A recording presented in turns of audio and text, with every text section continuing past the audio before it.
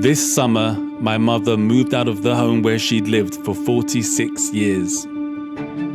It was the home where I grew up, the bedroom where I wrestled with my brother, the garden where I learned to play football, and it was where my father saw out the last years of his life before he passed away. For the 10 years since, it was where Mum lived alone.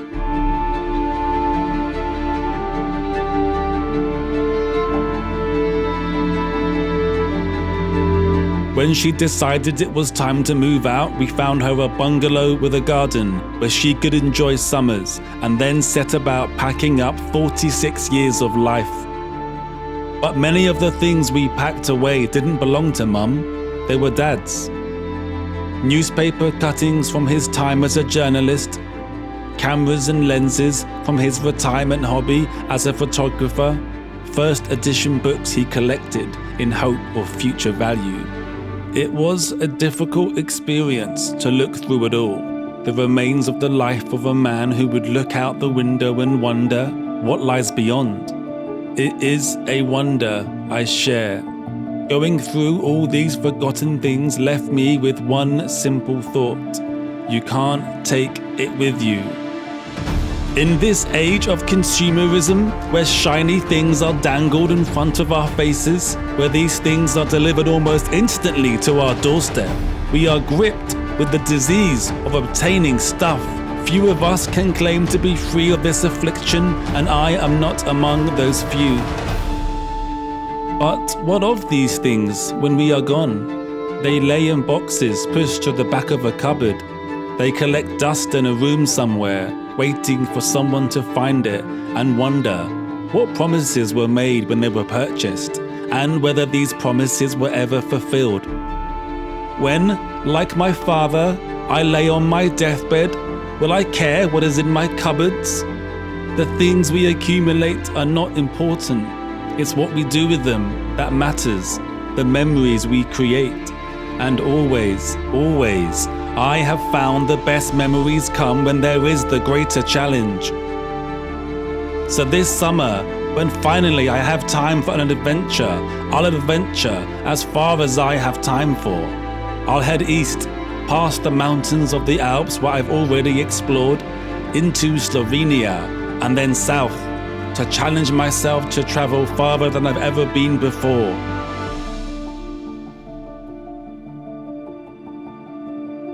Join me as I commit myself to the journey to see what memories I can build. In memory of my father, who once stood by a window and wondered what lies beyond.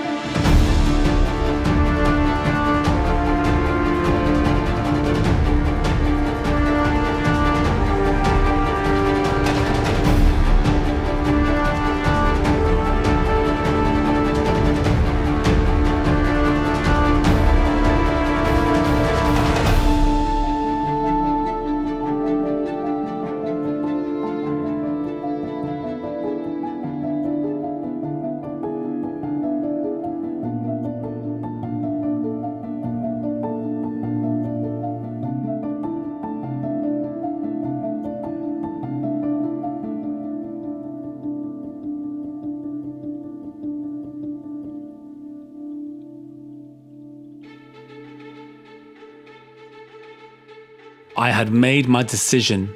Now I had to deal with it. 1,000 miles transit to the border between Austria and Slovenia. I took the Eurotunnel to France and steeled myself to endure several days of motorway travel. I was advised to avoid these highways and visit interesting cities along the way. But this journey had a mission: get as far and remote as I can in just a few weeks of holiday. And when I have a plan, I'm not easily deterred. Some say I'm determined. Others say I'm stubborn. I don't know which it is. I just know that once the decision was made, I would get it done. I went country collecting, heading through France, Belgium, Luxembourg, Germany, and finally Austria. In Germany, I dropped my GoPro on the motorway, where it was flattened by a truck. I had bought a proper camera for this trip, in memory of Dad, and now it seemed like a nudge from beyond, a reason to rely on the camera he would have used, to see the world through his eyes. I crossed into Slovenia and headed to the center of the country, where I finally allowed myself to leave the motorway behind and go off-road. After miles and miles of deafening motorway, I found the silence of the forest somehow louder. 1,000 voices whispering something you can't quite make out.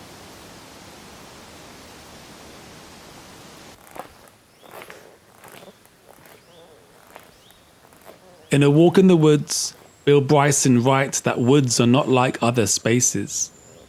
They make you feel small, like a child lost in a crowd of strange legs.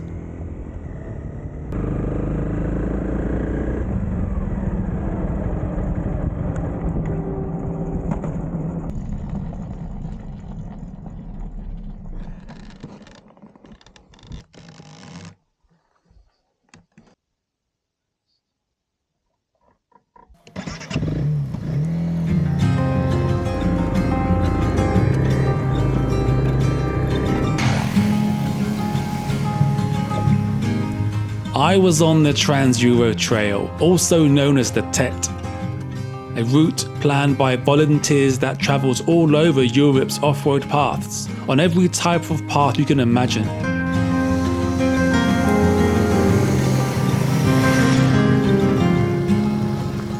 And what a treat this Slovenian TET was. Smooth, easy gravel paths that curved endlessly through the trees. I just had to look down at my GPS and see I was still happily trundling along this pink line and allow my mind to wander.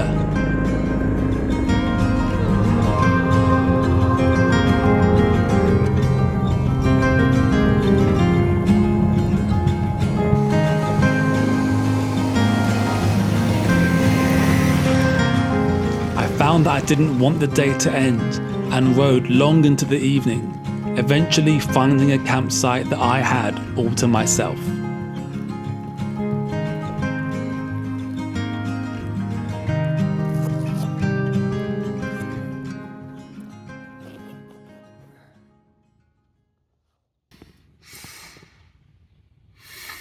Yesterday, oh my God.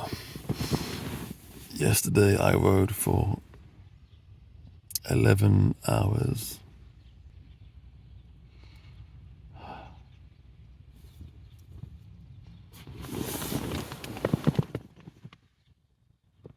Where am I?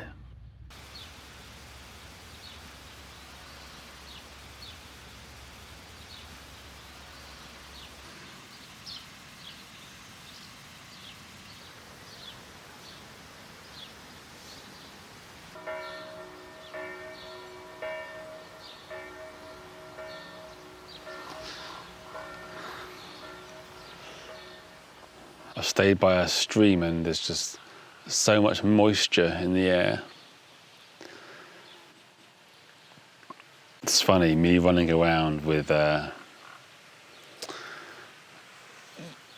camera everywhere now, getting my face up to it, looking through the viewfinder. Dad would drive us mental on holidays with this, just endlessly stopping and looking at this thing that only he can see, only he can notice. We're just sort of like, what? What are you even looking at? Let's go get ice cream.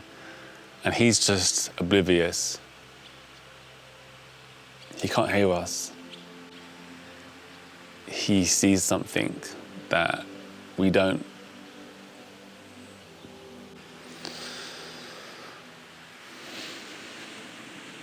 What a place.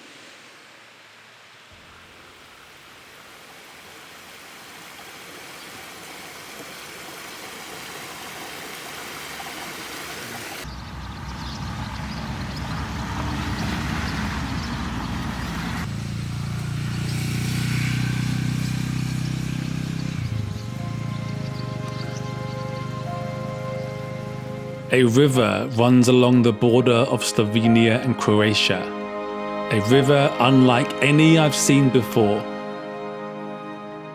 It is said the river's source was a mystery to the ancient Romans, but in later years a Croatian travel writer called Dragutin Hrch journeyed to the source and captured it in words. He wrote, "When you look from hill to hill, there are no settlements to be seen, not a soul in sight, nowhere a human voice. The ear can distinguish only the sound of the dearly flowing water. A man would leave the world, if that were possible, and move here to live a blessed and peaceful life."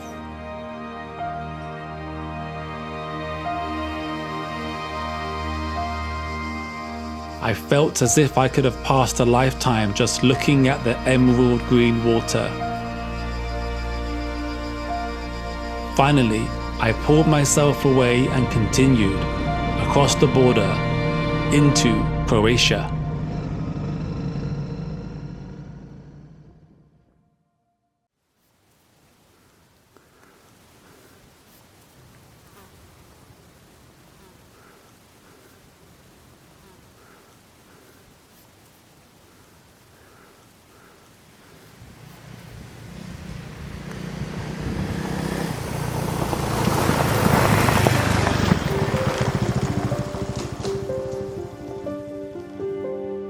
The trail took me through the Croatian forest before emerging out the trees and revealing the far-off Adriatic coast in all its splendor.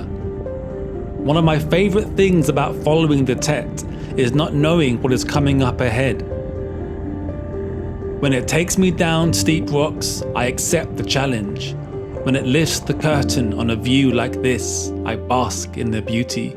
I am at the mercy of the trail, whether good or bad, and follow it like a pilgrim undertaking a sacred journey.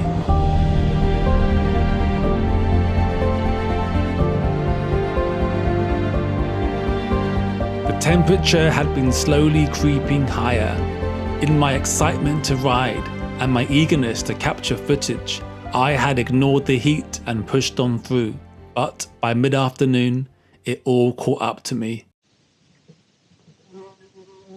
The heat is really hitting me today. Yesterday I wasn't bothered by it, but today I am. It's saying 30 degrees. I might need a rest day.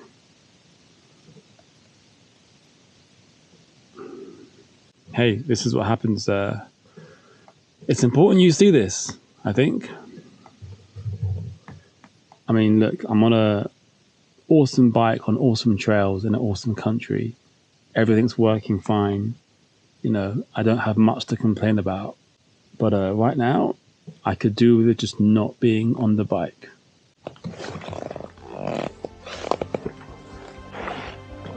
Let's go.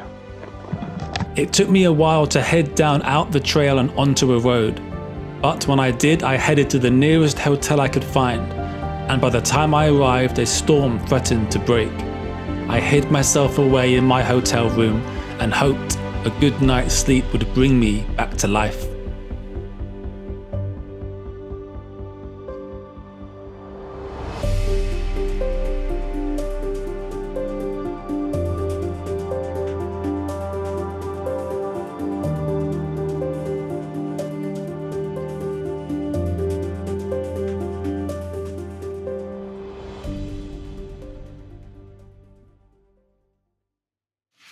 Every morning there's that moment when you've got everything packed away and it's time to put the shoes on. It's like putting your feet into two black holes. And you know, when you do, that you are not coming out of them for at least 9 hours. Dear God.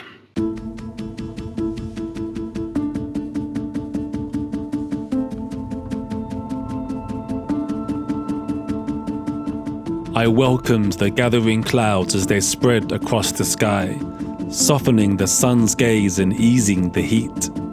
For days I had journeyed beneath the shelter of the forests of Slovenia and Croatia, but here, on the 6th day, The land unfolded before me, and in the distance mountains whispered an invitation. To gaze upon such a vast expanse is to glimpse the world as it once may have been. Wild, untamed, touched only lightly by human hands. I come from London, where lines of houses stretch endlessly and roads weave like veins across this city's body. From above, I've often looked down from a plane and thought, what have we done? Where once we built 4 walls to shelter ourselves from the dangers of the night, now we can't stop. Each building higher, each wall longer, and the roads across the city are now choked with cars. Perhaps this is why I choose to ride out to such places, in search of a feeling from generations ago, now lost. My motorcycle like a horse galloping across the land. I stop to gather footage as though foraging for sustenance, storing these moments like provisions in my bags to carry home. Capturing these videos feels like gathering treasure, precious fragments of a journey that might otherwise slip away. I cherish the chance to relive them with you, even if only through the glow of a computer screen. And what do you make of this, dear viewer? Watching this silly man play out his silly fantasy? Is it just a passing curiosity, or does something deeper stir within you? Perhaps, like me, you wonder what lies beyond the edges of the world you know. Perhaps, like me, you share that desire to leave the mundane behind, to seek out the untamed, to discover what lies beyond.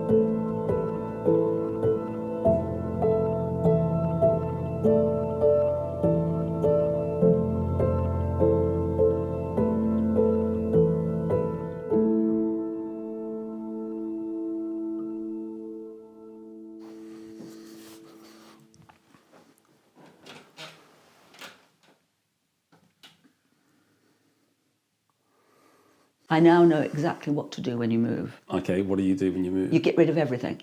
Yeah. Everything. No matter what.